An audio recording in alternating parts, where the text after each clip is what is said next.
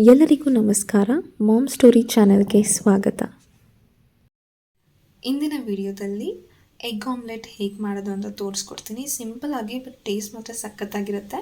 So ಇದಕ್ಕೆ ಬೇಕಾಗಿರೋ ingredients ಬಂದು ಮೊಟ್ಟೆ ಒಂದು ಹಾಕ್ಕೊಂಡಿದ್ದೀನಿ. ಸೊ ನಾನು ಏನು ಮಾಡ್ತೀನಿ ಅಂದರೆ ಒಂದು ಗ್ಲಾಸ್ ತೊಗೊಳ್ಳಿ. ಸೊ ಗ್ಲಾಸಲ್ಲಿ ಮೊಟ್ಟೆ ಹೊಡೆದು ಹಾಕ್ಕೊಳ್ಳಿ. ಸೊ ಹಾಕಿ ಅದಕ್ಕೆ ಬೇಕಾಗಿರುವ ಇಂಗ್ರೀಡಿಯೆಂಟ್ಸ್ ನಾನು ಹಾಗೆ ಹಾಕ್ತಾ ಹೋಗ್ತೀನಿ.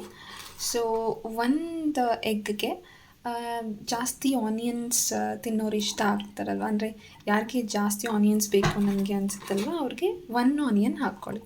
ನಾನು ಸಣ್ಣದಾಗಿ ಹಚ್ಕೊಂಡಿದ್ದೀನಿ. ಸೊ ನೀವು ನೋಡ್ತಿರ್ಬೋದು. ಸೊ ಹೀಗೆ ಸಣ್ಣದಾಗಿ ಕಟ್ ಮಾಡ್ಕೊಂಡಿದ್ದೀನಿ. ಸೊ ಅದಕ್ಕೆ ಹಾಗೆ ಸ್ವಲ್ಪ ಕೊತ್ತಂಬರಿ ಸೊಪ್ಪು ಹಾಕ್ತಿದ್ದೀನಿ. ಸೊ ಇದು ಆ್ಯಡ್ ಮಾಡಿದ ನಂತರ ಇದಕ್ಕೆ ಸ್ವಲ್ಪ ಚಿಲ್ಲಿ ಪೌಡರ್ ಹಾಕ್ಕೊಡ್ತೀನಿ. ನಿಮಗೆ ಖಾರಕ್ಕೆ ಎಷ್ಟು ಬೇಕೋ ಅಷ್ಟು ಹಾಕ್ಕೊಳ್ಳಿ. ಸೊ ನಾನು ಎಷ್ಟು ಹಾಕ್ಕೊತಿದ್ದೀನಿ. ಹಾಗೆ ರುಚಿಗೆ ತಕ್ಕಷ್ಟು ಉಪ್ಪು. ಸೊ ನಾನು ಸ್ವಲ್ಪ ಹಾಕ್ಕೊತಿದ್ದೀನಿ, ಬೇಕಿದ್ದರೆ ಇನ್ನು ಸ್ವಲ್ಪ ಹಾಕ್ಕೊಳ್ಳಿ, ನಿಮಗೆ ಟೇಸ್ಟ್ಗೆ ಎಷ್ಟು ಬೇಕೋ ಅಷ್ಟು. ಸೊ ನೀವು ಇಷ್ಟು ಹಾಕ್ಕೊಂಡು ಕಲಿಸ್ಕೊಂಡ್ರೆ ಸಾಕಾಗುತ್ತೆ. ಬಟ್ ಕೆಲವೊಬ್ಬರಿಗೆ ಪೆಪ್ಪರ್ ಪೌಡ್ರು ತುಂಬ ಇಷ್ಟ ಆಗುತ್ತೆ. ಸೊ ಅದರಿಂದ ಇದಕ್ಕೆ ಪೆಪ್ಪರು ಕೂಡ ಮಿಕ್ಸ್ ಮಾಡ್ತಿದ್ದೀನಿ. ಕಾಂಬಿನೇಷನ್ ಅಂತೂ ಸಖತ್ತಾಗಿರುತ್ತೆ. ಸೊ ಇದೆಲ್ಲ ಮಾಡಿದ ನಂತರ ನೀವು ಇವಾಗ ಇದನ್ನು ಕಲಿಸ್ಕೋಬೇಕಾಗತ್ತೆ. ಸೊ ನೋಡ್ತಿದ್ದೀರಲ್ವ, ನಾನು ದೊಡ್ಡ ಚಮಚ ತೊಗೊಂಡು ಕಲಿಸ್ತಾ ಇದ್ದೀನಿ. ಸೊ ವಿಡಿಯೋ ಅಷ್ಟು ಚೆನ್ನಾಗಿ ಬರ್ತಿಲ್ಲ ಅಂದರೆ ಏನೋ ಅಂದ್ಕೊಳ್ಬೇಡಿ, ಯಾಕಂದರೆ ನಾನು ಒಂದು ಕೈಯಲ್ಲಿ ಇಟ್ಕೊಂಡು ಇನ್ನೊಂದು ಕೈಯಲ್ಲಿ ಕಲಿಸ್ತಿದ್ದೀನಿ. ಸೊ ನಾನು ಕಲಿಸಿ ಆದ ನಂತರ ನಿಮ್ಗೆ ತೋರಿಸ್ತೀನಿ. ಸೊ ನೋಡ್ತಿದ್ರೆ ನಿಮ್ಗೆ ಗೊತ್ತಾಗುತ್ತೆ. ಸೊ ಇದನ್ನು ಚೆನ್ನಾಗಿ ಕಲಿಸ್ಕೊತಿದ್ದೀನಿ. ಹೀಗೆ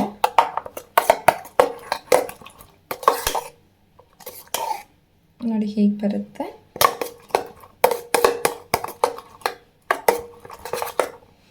ಸೊ ಇದಕ್ಕಿಂತ ನಿಮ್ಗೆ ಏನಾದರೂ ಖಾರ ಅಥವಾ ಪೆಪ್ಪರ್ ಪೌಡರ್ ಬೇಕಂದರೆ ನೀವು ಹಾಕ್ಕೋಬೋದು.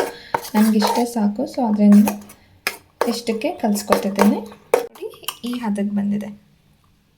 ಓಕೆನಾ? ಈಗ ಇದನ್ನು ನಾವು ರೆಡಿ ಮಾಡ್ಕೊಳ್ಳೋಣ. ಈಗ ಕಡಿಮೆ ಉರಿಯಲ್ಲಿ ಇಟ್ಕೊಂಡಿದ್ದೇನೆ. ಈಗ ನಾನು ಕಲಸಿರೋ ಮಿಶ್ರಣವನ್ನು ಇಲ್ಲಿ ಹಾಕೋಣ. ಸೊ ಸ್ವಲ್ಪ ಇದು ಕಾಯಬೇಕಾಗತ್ತೆ.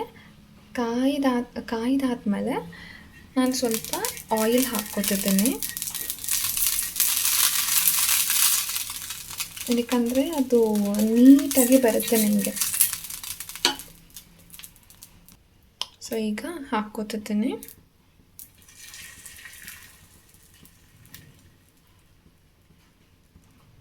ಈ ಥರ ಹಾಕ್ಕೊಂಡಿದ್ದ ನಂತರ ನೀವು ಸ್ಪ್ರೆಡ್ ಮಾಡಬೇಕಾಗತ್ತೆ.